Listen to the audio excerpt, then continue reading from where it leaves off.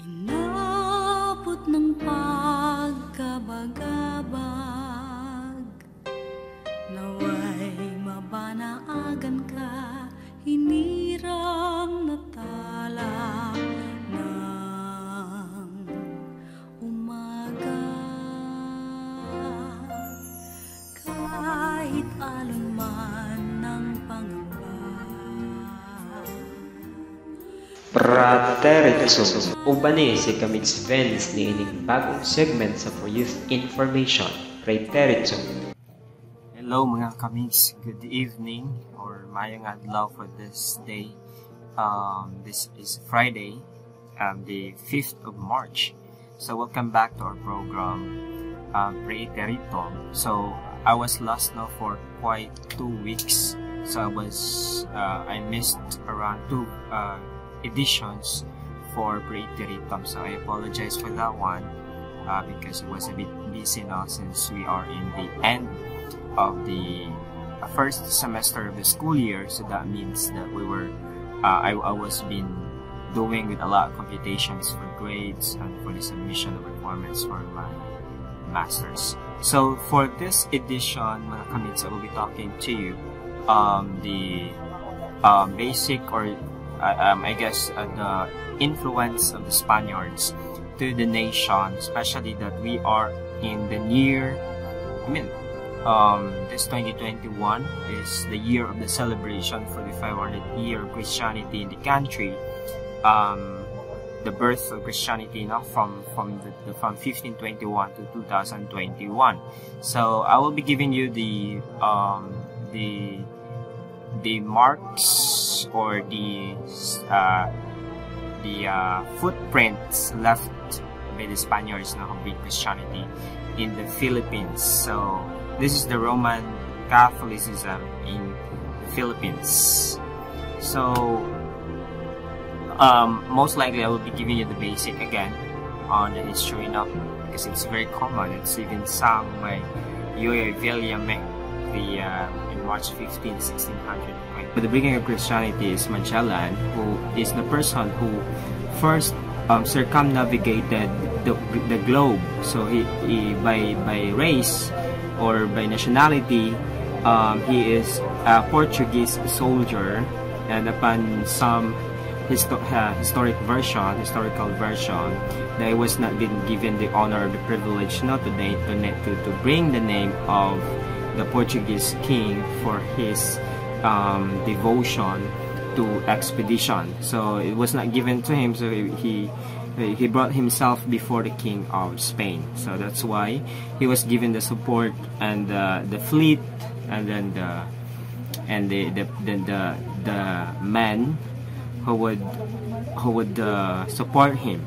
So before that one, he was from Moluccas, no, the Spice Islands, and then there he was from there he returned to Portuguese, and then to Spain. He was given with a fleet of 5 ships, namely Trinidad, Victoria, Concepcion, Santiago, and San Antonio, and he started sailing on August 10, 1519. So he started sailing, mga Kamix, August 10, 1519. So from 1519 to 1521, so that was around 2 years now po niya tuyok-tuyok or biyahe niya in the sea or in the ocean. So it was manned by a crew, so there were 270 of them, and there were 2 chaplains. So these chaplains are priests, 2 kabuok, and one of them was Father Pedro de Valderrama, and another one was French by nationality, but abandoned by Magellan in the coast of Brazil. So on March 6, 1521, so after an exhausting voyage across the Pacific Ocean, the explorers reached the Lanchones Islands group, the Marianas. From there, they veered southwards in the direction of the Moluccas. So March 6, 1521, so on samantalang version ni Yoyoy, March 16. So let's check. So on the 16th of March, sakto ko din si Yoyoy Villamis. So March 16th of March, 1521, a body of land unexpectedly aroused before their eyes. So daghang tao na mga curious kay nga mga natives. It was the coast of the island of Samar. So sa Samar is the first na land. So Magellan called this island of Saint Lazarus because it was Saturday before the Passion Sunday. So that was named after Lazarus. So on the island of Homonhon, they pitched their tent, stood for the sick crew to recover. So nagay ko yung nagkasakit, no? Especially lisod mo gito biya in the island, especially that mo tagal pagbugay kayo. So thanks to the friendly welcome the natives who gave them fresh provisions. Shortly afterwards, the fleet sailed again. So on March 28, they saw a bonfire at a nearby island and they headed towards it. This was the Limasaw Island in the southern tip of Leyte. Here, Magellan was greeted officially by 9 men who were joyful of their arrival. So on March 31, 1521, in this island of Limasaw, it was the first holy sacrifice of the Mass celebrated in the country by Father Valderrama, of course. This Mass was attended by both the remaining crew and the natives. At the consecration, all the canons saluted our Eucharistic Lord. So after the Mass, the natives expressed their desire to be Christians, and for this, Magellan planted hastily a big cross on the top of the hill. And this was the first holy cross planted in these isles. It was Easter Sunday when they do it. So Easter Sunday, di siya ipatindog ang cross. So April 4, Magellan reached the islands of Cebu and met Humabon, the king by then of Cebu. So then both put a drop of blood, so it was like a blood compact mixed with wine, and then ilang giinom. So the blood compact was called kasi-kasi, so which sealed their friendship. Magellan therefore came for trade, not for conquest. So initially, the purpose of Magellan was for trade, not for conquest or whatsoever, to Christianize. But it was you know, an intention, and then it just went on, going to become a colony, making the country or the Philippines a colony. But it was not first the intention, but to discover the world. So the king had no sons, but his eldest daughter is married to his nephew Rahamuda, so the crown prince. So this would be his successor. But the culture of the Philippines before, in this time of Humabon, the respect for elders, for parents, it was not really significant. In fact, once they will go out na from the office of their kingship or queenship, and then mosunod na ilang successor, there will be no honor or respect given to the parents. The crown prince to be a king, and the queen will even command them sugo-sugoan na sila after nila mo pahawa sa ilang crown. So that was the so Magellan make it an advantage or an opportunity to inculcate the basic Christians law of love and respect for parents and elders, especially in the Decalogue or the 10 Commandments. So that by then it inspired Humabon, I guess, and followers. So in April 14, 1521, a week after arrival of Magellan, Cebu, Father Valderrama erected blessed the Holy Cross in the middle of their settlement. So I guess that's in Cebu already, in the cross of Magellan. There, in that plaza the same day, the king and the queen with 800 of their subjects, men and women and children, were baptized. So after baptism as a gift to the queen, Magellan gave her the statue of the infant Jesus, the very significant image, the symbol of Christianity in the country. So that's why the original statue is being venerated even until today and celebrated in Cebu as under the Basilica Minore, under the guardianship of the Augustinian fathers. So the next morning at 3 o'clock, Magellan with 60 men arrived in Mactan shore.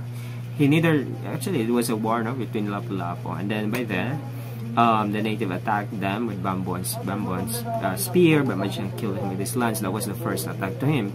But I guess they were greatly outnumbered, so Magellan was, killed to death. Fought to death against the natives. So since it was Lapu-Lapu who were their chieftain by then, so it was named after him. He defeated Magellan, killed Magellan, so the honor was given to him. So Magellan was defeated by Lapu-Lapu, and the life of the first man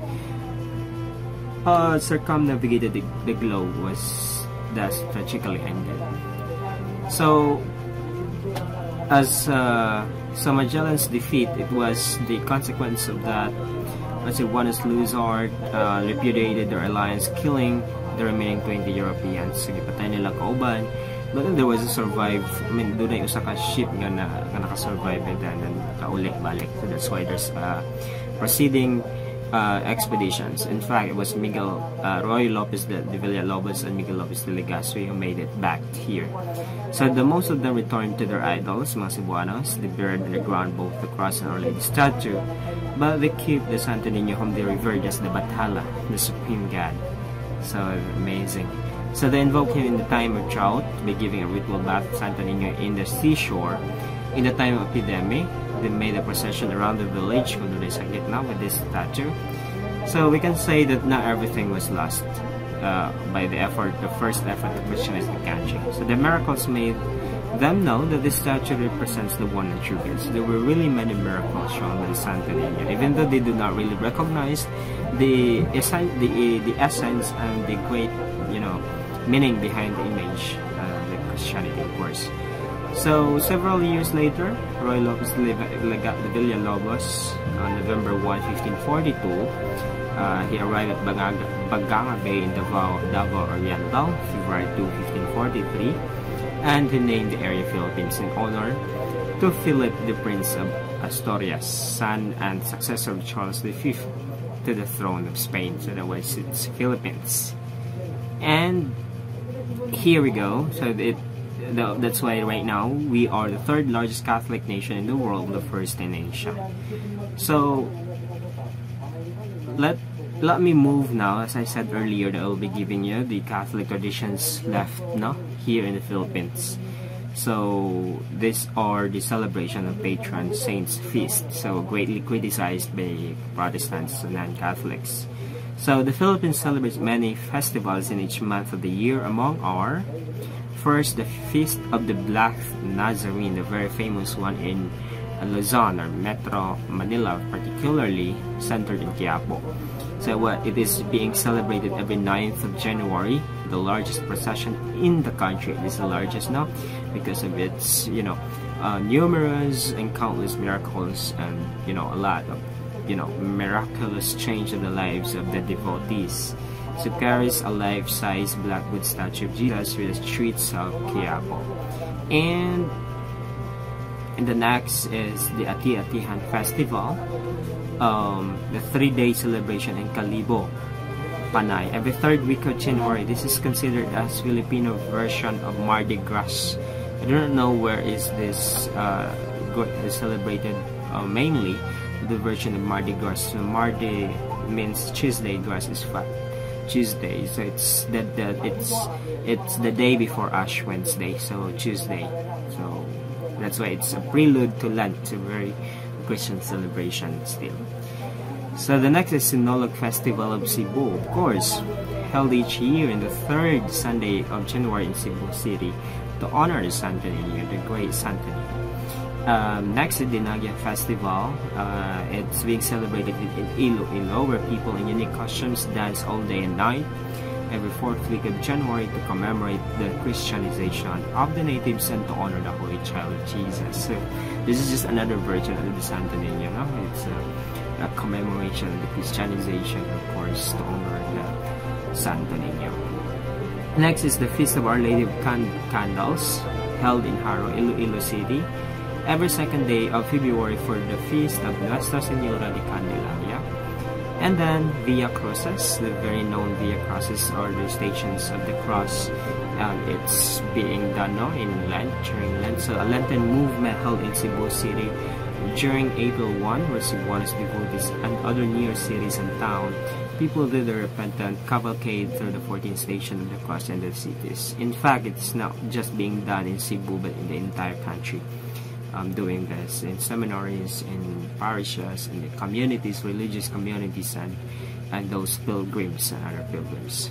So next is Feast of Our Lady of Manaoag, the annual crusade to the shrine of Our Lady of Manaoag in Pangasinan, and held every second week of April. So it's the next is the Pagoda Festival. It's like a procession in the sea, held every first Sunday of July at Bukawi, Bulacan. Honors the Mahal na Cross Suwawa, Holy Cross Suwawa. So there are incidents even happened nga nang lunod ang mga bangka. So I will not dig deeper on that one as well. So Flores de Mayo in every May, celebrated in May to honor the Virgin Mary. In fact, before the culmination, there is a catechism, no? A series of sessions and classes even to the children before they will enter the what do I say? What will I say that one? Communicants, I guess. I'm not really sure what's the term for that one. Katong before sila mo kalawat. Okay. So, Simbang Gabi in every December starts every December 16 up to December 24. So that was the the common celebrations of patron saints. It's actually not a pagan in nature or the origin. But if we are going to go back to the origin of some festivals, like the Christmas tree or whatsoever, because Christian or the apostles before, if you are going to convince the pagans to convert, somehow they're having a hard time for transition. Even us, if there's a sudden change, maglisod tag-adapt sa bagong change. Of course, that's true, because mabiyaan nato ang atong comfort zone ng atong naandan. So therefore, the strategy used by those apostles and those being Christianity pagan, instead of overthrowing or kalimutan katong mga tradition, they instead used it as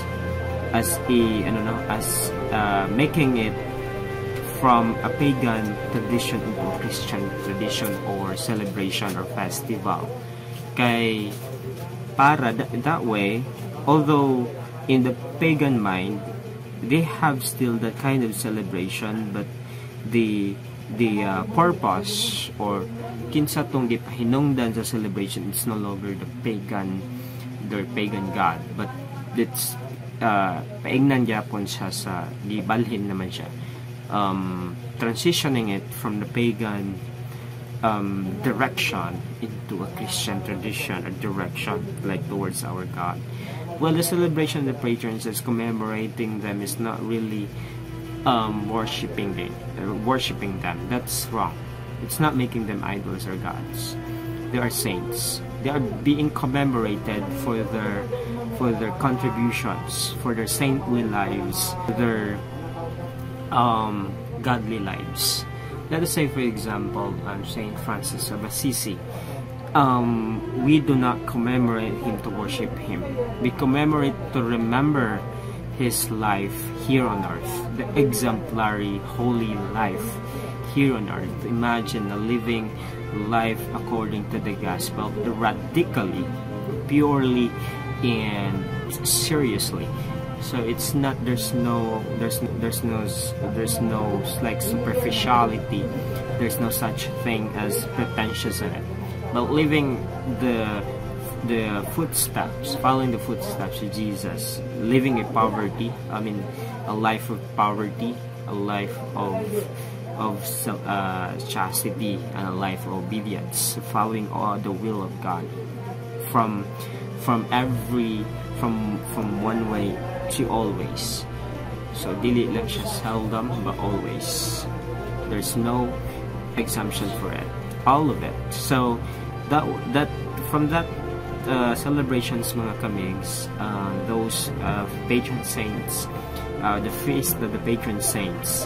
So that is one of the biggest traditions of the Christianity celebrated by us. So we should be glad and we should be joyful, for we are now 500 years here in the country. So, but in the whole in total, we are already coming to 2,000 years as our age. So if you're going to look at that one, who are you if you are just only 100 years, 200 years as from your foundation? So that means you are not from Jesus. So that's all comings for this edition, and God bless. Keep safe always.